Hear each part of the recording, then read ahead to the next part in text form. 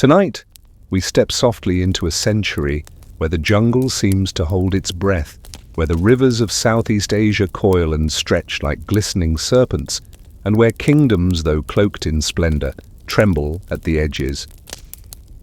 You stand at the dawn of the 1700s, and Cambodia, once the mighty heart of Angkor, feels like a faded mural, its colors dulled, its outlines blurred. The great temples still rise in the mist, defiant and silent, but their stones no longer echo with the confident drumbeats of empire. Instead, you hear murmurs of court intrigue, the clatter of foreign merchants, and the distant tramp of armies that do not belong to this land. Before we begin, if this little corner of calm has brought you any comfort, feel free to like the video and subscribe only if it feels genuine to you. No pressure. I'd also love to hear from you. Just drop a comment with where you're listening from and what time it is.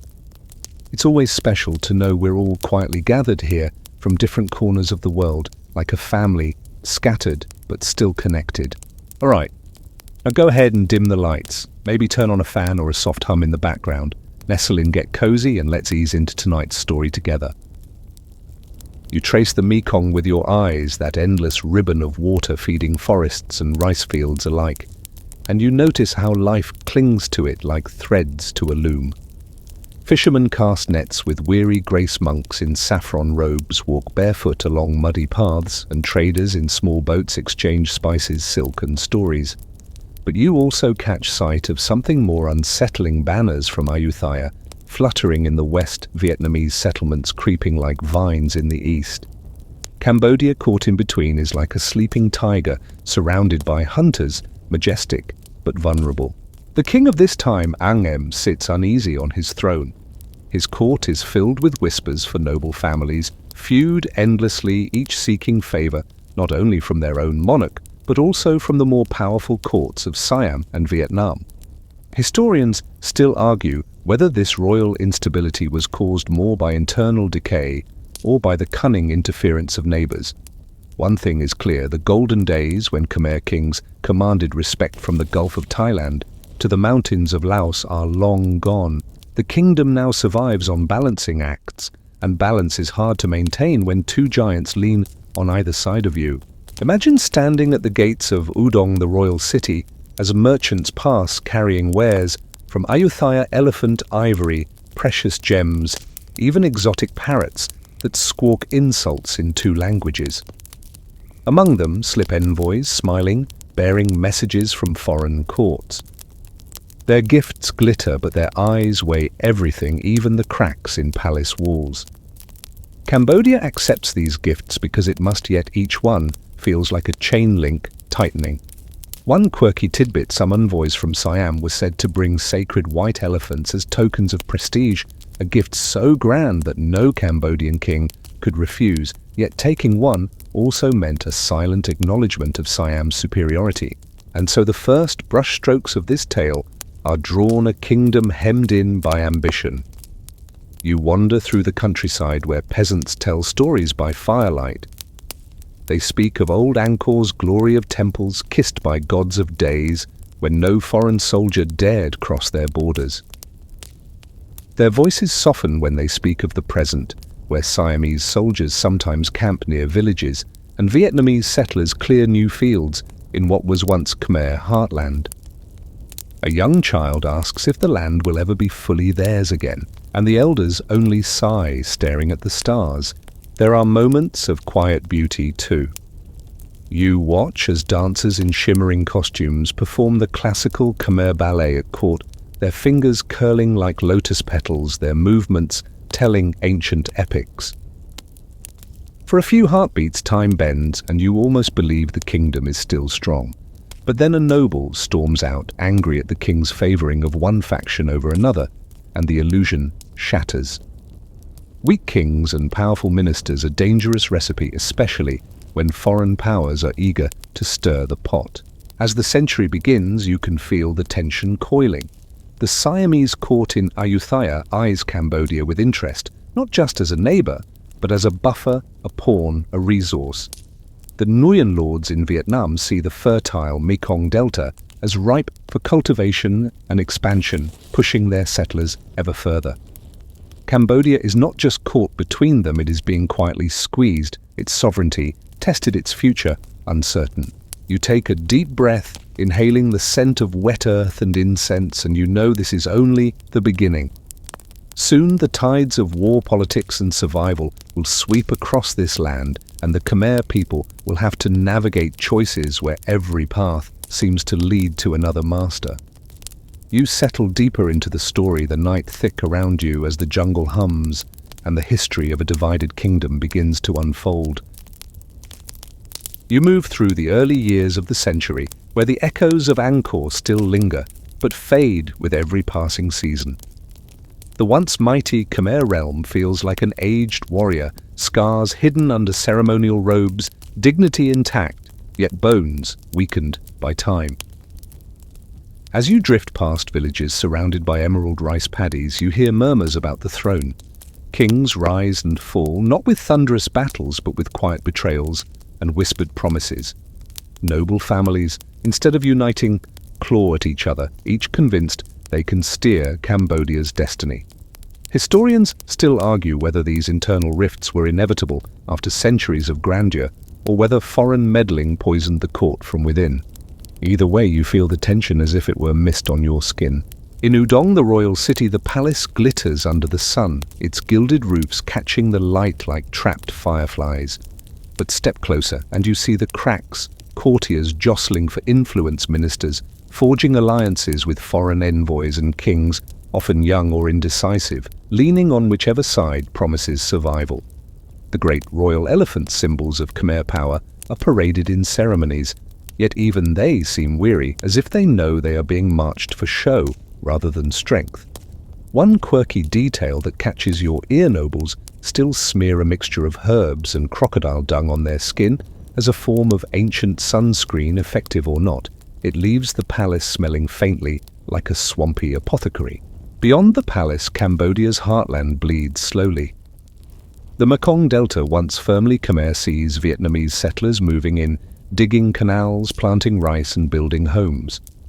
They bring new tools, new crops, and sometimes soldiers to protect them.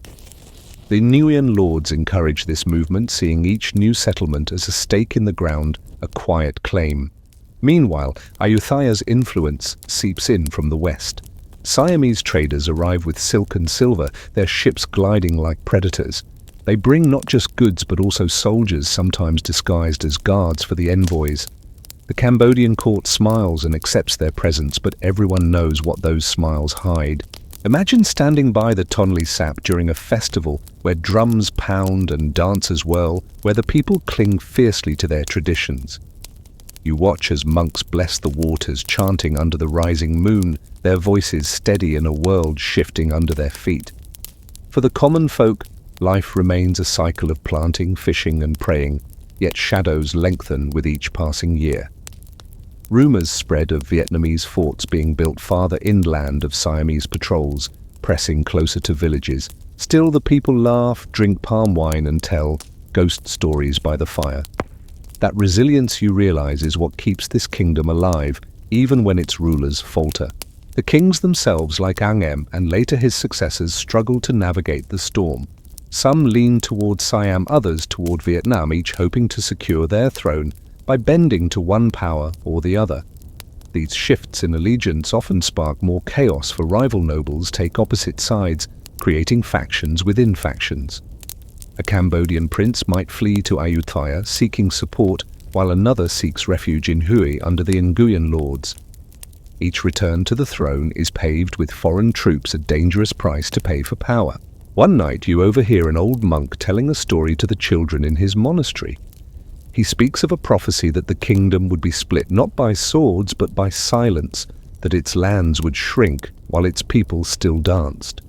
The children giggle, not understanding the weight of his words, and he smiles sadly, lighting another stick of incense. You feel that prophecy weaving itself into reality.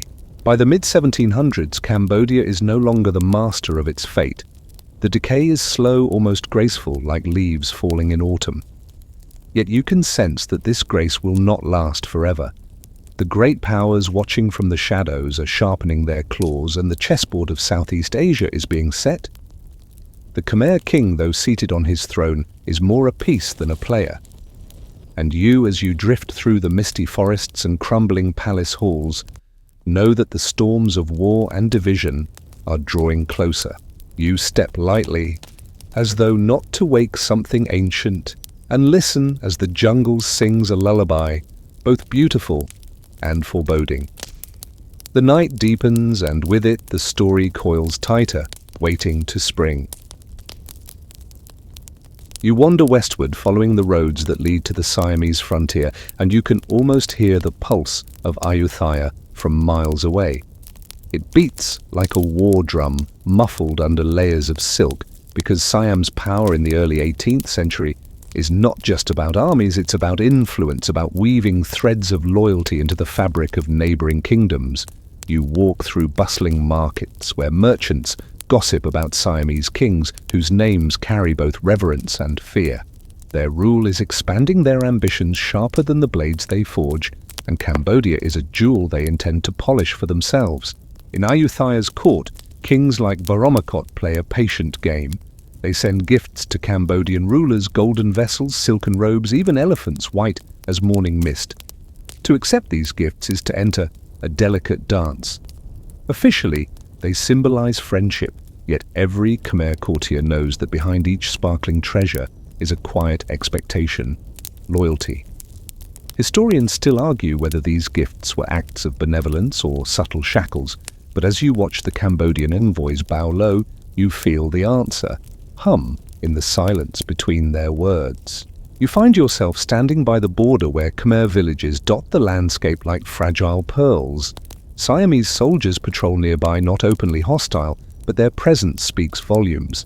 The villagers have learned to offer them rice and smiles even when fear gnaws at their bellies. At night, the soldiers drink and boast about Ayutthaya's power, laughing under the stars, while the villagers whisper prayers to spirits for protection. A quirky tidbit floats your way. Some soldiers believe that wearing a charm made from tiger whiskers makes them invisible to enemy arrows. They wear them proudly, even if the only arrows flying are those from mischievous children playing nearby. Back in Cambodia, the court becomes a stage where rival princes perform for Siam's favor. One prince swears allegiance, promising tribute of elephants and rice. Another secretly plots with Vietnamese envoys instead. The king sits in the center, a figurehead surrounded by currents he can barely control. You notice how each shift in loyalty invites Siam to tighten its grip further. Soon, Ayutthaya begins installing its own candidates on the Cambodian throne, backing them with troops when needed. It's a clever tactic. Why conquer outright when you can rule through a puppet? Traveling with the Siamese envoys back to Ayutthaya, you marvel at the city's grandeur. Temples rise like golden flames, monks chant in the early light, and the air is thick with incense and ambition. Siam at this time is not just a kingdom, it's an empire in the making, and Cambodia is its vulnerable neighbor. The Ayutthayan kings know this well. They send armies not always to fight, but to remind Cambodia of its place. You imagine the Khmer king staring out from his palace balcony, watching Siamese banners flutter in the distance, and wondering how long his throne will truly be his. Still, not every Cambodian bows easily. There are nobles who resent Siamese dominance, who whisper of rebellion and dream of independence. But these whispers rarely become roars, for Siam's reach is long and its punishments swift. Historians debate whether Cambodia could have resisted if it had united under a strong leader, or whether the internal divisions made that dream impossible. As you drift through the palace halls, you see the answer in the faces of the courtiers, tired, calculating, and always glancing toward the west, where Ayutthaya's shadow looms. By the time dusk falls, the Siamese presence in Cambodia is no longer just influence, it's near ownership. Tribute flows steadily to Ayutthaya, and Khmer kings increasingly depend on Siamese backing to secure their crowns. You watch a solemn ceremony where Cambodia offers gifts to Siam, ivory tusks, fine textiles, even dancers to perform at Ayutthayan festivals. The dancers move with grace, but behind their delicate gestures, you sense the weight of obligation. As night wraps around the land, you settle under the stars, the jungle humming like a lullaby. You realize Siam's shadow is not merely cast by armies, it's cast by the choices Cambodia is forced to make, by every prince who bows by every treaty signed in desperation. You close your eyes, and the distant roar of Ayuthya's court echoes in your ears, a reminder that this shadow will only grow darker in the years to come. You drift eastward now toward the lush, muddy expanses of the Mekong Delta, where the waters weave an endless tapestry of life and change. Here, Vietnam's influence is creeping like a slow-moving tide, reshaping the land and the people. The Nguyen lords who rule the southern provinces from their seat in Hue have grand designs. They encourage settlers to push into Khmer territories, clearing forests and digging canals to transform the wilderness into fertile rice paddies. Each new settlement feels like a small stake hammered firmly into the ground, a silent declaration that these lands are no longer just Khmer, they are becoming Vietnamese. Imagine yourself aboard a narrow boat gliding down a canal with tall reeds and water palms. Vietnamese farmers paddle alongside their hats, tilted low against the sun, hauling baskets of freshly harvested rice. They bring new farming techniques, new crops, and sometimes even armed guards to protect their claims. The Khmer villagers watch cautiously from the banks, their eyes narrowed, but their voices quiet. Some barter peacefully, others retreat further inland. This gradual colonization is subtle but relentless. It doesn't roar like an invading army. It seeps in like the monsoon floods that reshape the delta each year. At the Nguyen court, officials draft maps and plans, eager to expand the southern borders. They see Cambodia not as a rival, but as an opportunity-rich land, just waiting to be absorbed. Yet this expansion brings friction. Khmer nobles grumble, and the Cambodian king protests diplomatically, but his words carry little weight. Vietnamese soldiers occasionally clash with Khmer militias, small skirmishes that rarely make the royal chronicles but deeply wound local communities. Historians still argue whether these Vietnamese moves were opportunistic colonialism or defensive expansions motivated by fears of Siamese aggression. The truth, as always, is tangled in motives and outcomes. One charming anecdote emerges from the Delta's villages. Vietnamese settlers brought water buffalo to the region, and the Khmer farmers, initially wary, soon grew fond of the beast's strength and stubbornness. The water buffalo became a symbol of shared livelihood, even as cultures and loyalties diverged. It's a small reminder that history is never just conflict, it's also the messy, beautiful weaving of lives and traditions. Meanwhile, Cambodian courtiers scramble to understand the new threat. Envoys are sent to Hue, bearing gifts and pleas for peace. The Nguyen lords respond with cautious promises, often backed by subtle shows of military strength. You can almost hear the rustle of silk robes and the clang of armor during these tense negotiations, where words are weapons as sharp as any sword.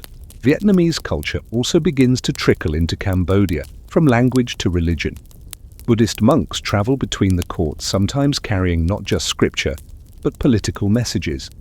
The Cambodian royal family watches uneasily as their kingdom's traditions are subtly influenced by their neighbors' customs.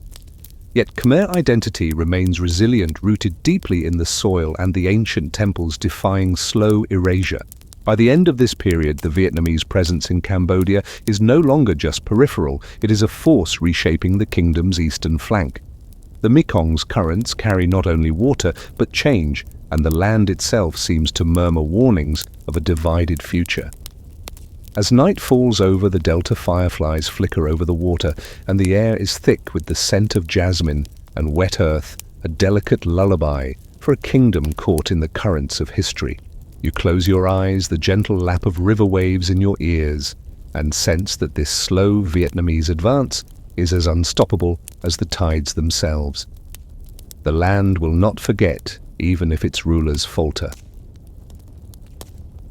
You step into the tangled web of Cambodia's royal intrigues, where thrones wobble like boats on a restless river, and every prince seems both hopeful and haunted.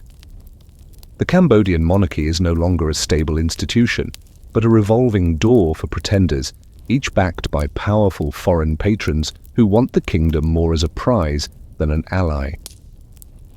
You see princes arriving in Siam or Vietnam seeking support, pledging fealty and promising tribute, all to claim the fragile crown waiting at home. In these turbulent times, the throne is less a seat of authority and more a bargaining chip.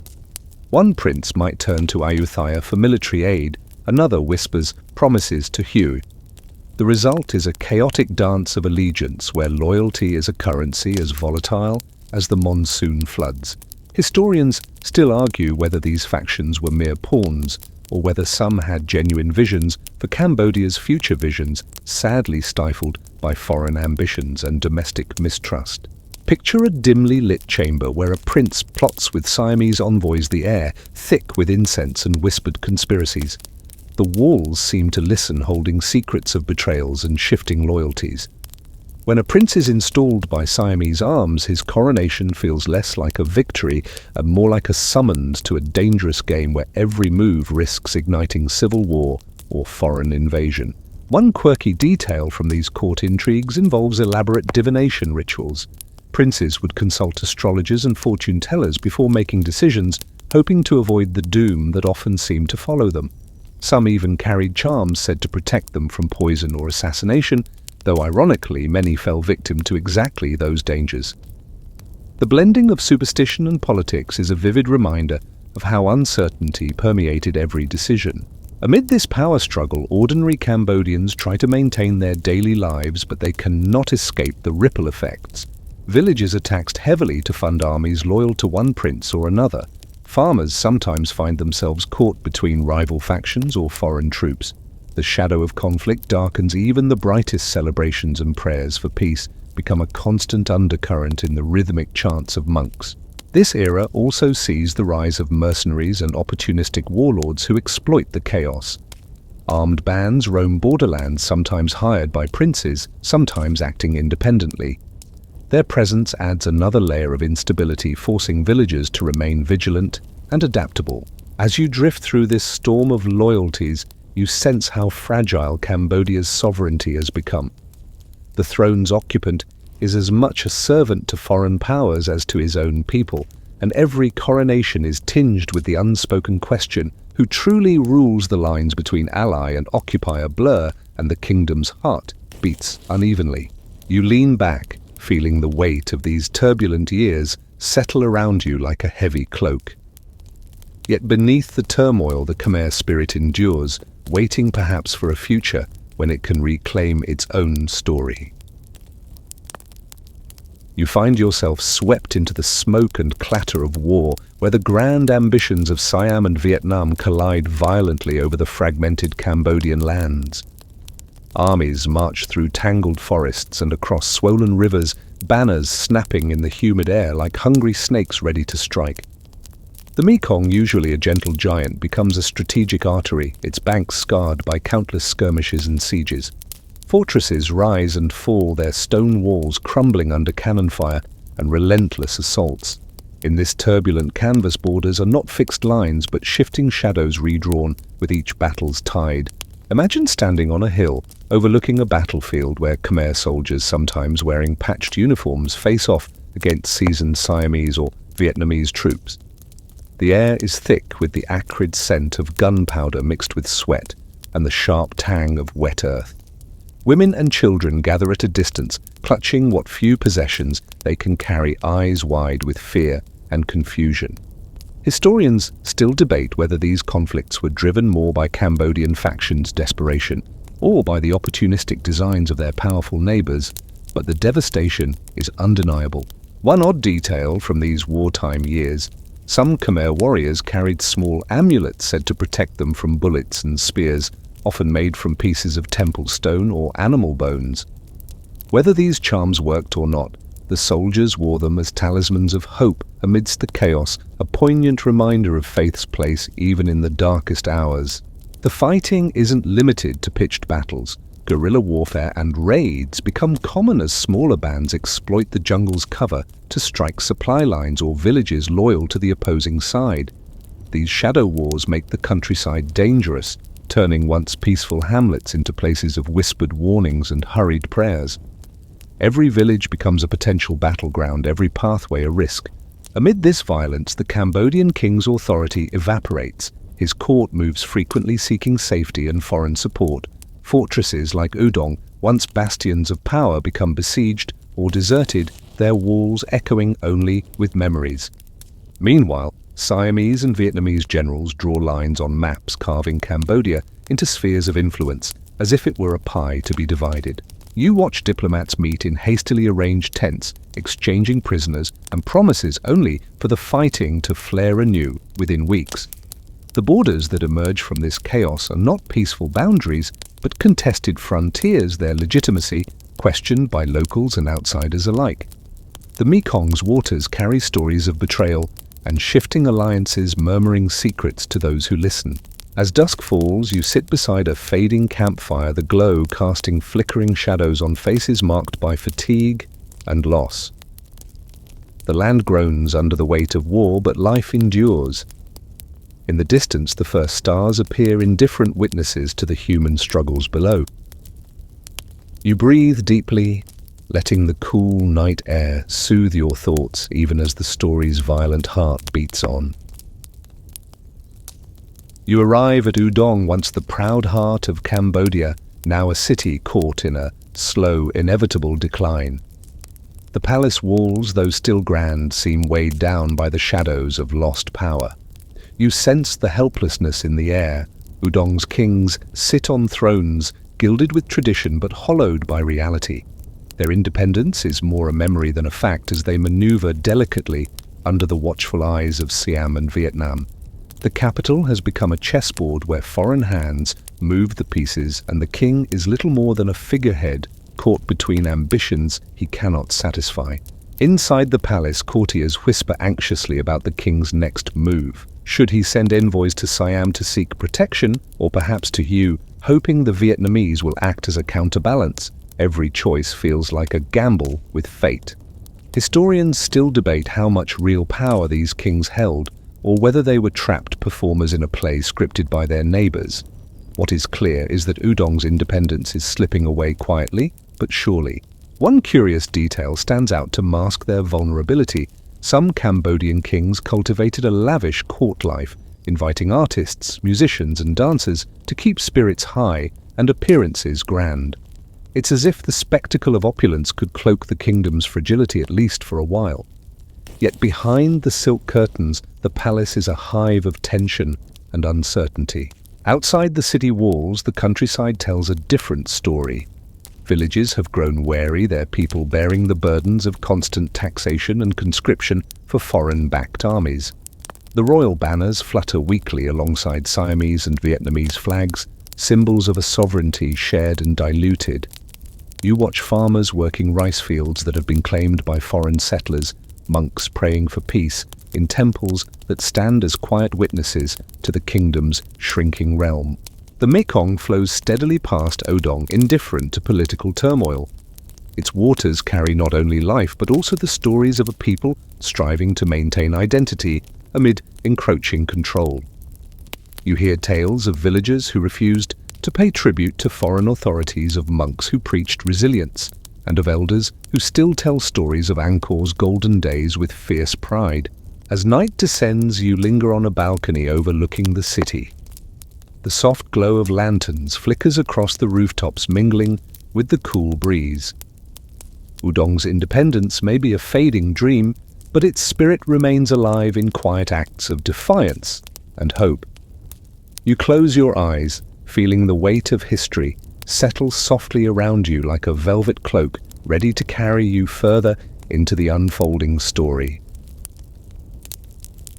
You step back and watch how Siam and Vietnam carve Cambodia like a ripe fruit, each slicing off pieces to nourish their growing empires. This is no simple conquest, but a delicate division, shared spoils negotiated through diplomacy, coercion, and the quiet, relentless assertion of control. Cambodia's lands become zones of influence, some firmly Siamese, others increasingly Vietnamese, and the kingdom itself feels like a patchwork quilt stitched together under foreign hands. In the west, Siam exerts control through tributary demands and military presence, while in the east, Vietnamese settlers expand villages and fields backed by the Nguyen lords. This shared dominion is complicated and ever-shifting, a dance of power, where borders blur and loyalties shift with the seasons. Historians still debate whether this partition was a deliberate strategy by the neighbors or a messy consequence of Cambodian weakness and internal strife. Whatever the case, the kingdom is no longer whole in the eyes of its rulers or its neighbors. You imagine the borderlands where Khmer peasants live under the watchful eyes of two different overlords. A farmer in a village near the Mekong might pay tribute to a Siamese official in the morning and a Vietnamese tax collector in the afternoon. Languages, customs, and laws blend uneasily, creating a complicated mosaic of identity and allegiance. One quirky note: in some border villages, people developed hybrid festivals, combining Siamese and Vietnamese rituals, a subtle form of cultural survival and adaptation. At the royal court, the king's role becomes increasingly ceremonial as actual power shifts into the hands of foreign administrators and military commanders. Cambodian nobles find themselves negotiating constantly, balancing their own ambitions with the demands of Siam and Vietnam. Tribute missions are frequent, lavish displays intended to reaffirm submission and secure favor, but they also drain the kingdom's resources. You observe how this division reshapes not just politics but the land itself. New roads, forts, and settlements rise, altering ancient routes and disrupting traditional livelihoods. The Mekong's banks witness a mingling of boats bearing different flags, and marketplaces become melting pots of Khmer, Siamese, and Vietnamese languages and goods. The cultural landscape evolves, sometimes blending, sometimes clashing. As twilight falls, you find a quiet spot by the river, watching the last light shimmer on the water. The division of Cambodia's lands is a story not just of loss, but of resilience, adaptation, and the complex realities of survival in a world dominated by powerful neighbors. The kingdom may be divided, but its heart beats on in the lives and traditions of its people. You listen closely to the faint murmurs rising from the countryside, the whispered hopes and quiet defiance of Khmer peasants, monks, and village elders. Despite the weight of foreign domination pressing down from both Siam and Vietnam, resistance flickers like a candle struggling against the night. Small uprisings ripple through the land, acts of courage born from desperation and a fierce love for home. These rebellions rarely make grand history books, but their spirit lingers in local legends and the whispered prayers carried on the wind. In remote villages, farmers refuse to pay excessive taxes to foreign collectors, hiding their grain and livestock in secret caches. Monks, revered not only as spiritual leaders but also as community organizers, sometimes bless weapons or lead peaceful protests. Yet these movements are fragile, often crushed swiftly by better armed forces or dissolved under the pressure of hunger and exhaustion. Historians still argue whether these rebellions had any chance of lasting success, or whether they were doomed from the start by lack of unity and resources. One curious tale tells of a monk who, during a time of Vietnamese encroachment, is said to have turned invisible to escape capture, according to local folklore. Whether truth or myth, stories like these fuel the imaginations of the oppressed, keeping alive the hope that even the smallest act of resistance can ripple outward. The terrain itself aids resistance. Dense forests and winding rivers provide cover for guerrilla fighters and refugees alike. But this landscape is also a double-edged sword, isolating communities and making coordinated action difficult. Villages rely on oral tradition to pass down news and strategies, their voices carrying like echoes through the jungle. As night falls, you imagine the faces of those who dared to resist, faces lined with sweat and determination, eyes bright with unyielding spirit. They may have been overpowered, but their courage carved a hidden thread of defiance into Cambodia's story, a reminder that even in division, the yearning for freedom survives. You breathe in the cool air, feeling the weight of their silent struggles settle gently around you, a quiet testament to the enduring heart of a people divided but not defeated. You finally rest with the echoes of this divided kingdom, the scars left by centuries of tugging and tearing between Siam and Vietnam, etched into the very soil. Cambodia's borders as you see them now have been reshaped, not by a single conqueror, but by the slow, relentless pressure of two empires leaning in from either side. The nation's identity has stretched and bent like bamboo in the monsoon wind, flexible, resilient, but undeniably altered. The people carry these changes in their traditions, their language and their rituals, blending influences while striving to hold on to what is uniquely Khmer.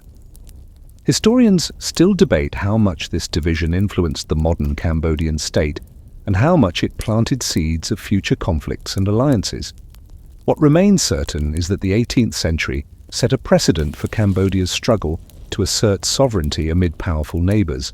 You picture a quiet village where elders gather beneath the stars telling stories of Angkor's glory and the turbulent times that followed. Their voices soften as they speak of lost lands and the dreams of reunification, passing on memories wrapped in poetry and song. It is here, in the hearts of ordinary people, that the essence of Cambodia endures, even as borders and rulers change. One last whimsical detail: in some regions, villagers developed unique ways to honor both Siamese and Vietnamese ancestors, blending festivals with shared feasts and rituals, a subtle act of cultural diplomacy and survival. It's a reminder that even in division, connections persist. As the night deepens, you feel the kingdom's stories settle around you like a gentle rain, washing away the day's harshness and soothing the spirit. Cambodia remains a land of mystery and endurance, its rivers flowing steadily through history, carrying forward the hopes of generations past and those yet to come. You close your eyes, feeling a quiet peace as the tale fades softly into the night, a lullaby woven from history's intricate threads. Now as you drift towards sleep, let the story's rhythms slow and soften around you. Imagine the gentle rustling of leaves in a warm, humid breeze, the distant call of nightbirds settling into the shadows, and the slow, steady pulse of the Mekong flowing endlessly through time. Let your mind rest on the idea that even when kingdoms divide and borders shift, the spirit of a people carries on, resilient, enduring, quietly powerful. Feel the weight of history lift, replaced by the tender embrace of night. Breathe deeply and imagine the serene temples bathed in moonlight, the peaceful villages cradled by rivers, and the ancient stones whispering secrets only the night can hold. There is comfort in this continuity, a reminder that no matter the storms, life goes on, softly, gently, like a lullaby sung across the ages. Rest now. Let your thoughts settle like petals on still water. Tomorrow waits, but for now there is only calm, only quiet, only the soothing flow of time easing you into dreams.